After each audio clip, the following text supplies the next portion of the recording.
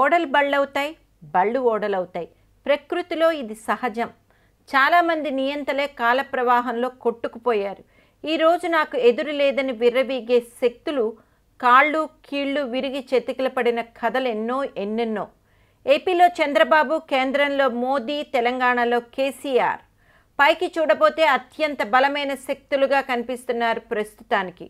కానీ గ్రహ సంచారాలు, ప్రకృతి వాటిని బ్యాలెన్స్ చేయబోతున్నాయని ఆస్ట్రో గురు వేణుస్వామి చెప్తున్నాడు. ఈ ఆగస్టు నుంచి ఈ ముగ్గురికి దుర్దినాలే అని డంకా బజాయిస్తున్నాడు. అబ్బాయి, ఈ జ్యోస్యాలు అయ్యేవి కావు, పోయేవి కాదని తేలికగా తీసి పారేయకండి. ఏమో గుర్రం ఎగరావచ్చు. తాను చెబుతున్న జ్యోస్యాలు నమ్మేవాళ్ళు కూడా బోలెడు మంది ఉన్నారు కదా. అందుకే ఇది వార్త. తాను చెబుతున్న దానికి జ్యోతిష్య శాస్త్ర ఆధారం ఉన్నదని తాను చెప్తున్నాడు. అదేమిటో మనం చూద్దాం. మోదీ గ్రహచారం బాగాలేదని, ఇక ఆ కష్టాలు ఆరంభమైనట్టేనని అంటున్నాడు.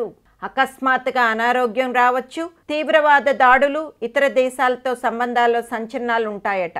అలాగే చంద్రబాబుకు సంబంధించి గతంలో తాను చెప్పిన నరాల అనారోగ్యం తనకి ఇక తీవ్ర ప్రభావం చూపిస్తుందని అంటున్నాడు.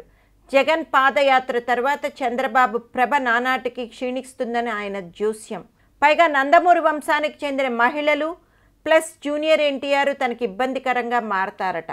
చంద్రబాబుకు బీజేపీకి పొసగకపోవచ్చు. ఇక మరో విచిత్రం, కోర్టు చిక్కులు ఉంటాయనడం ఓ విశేషం.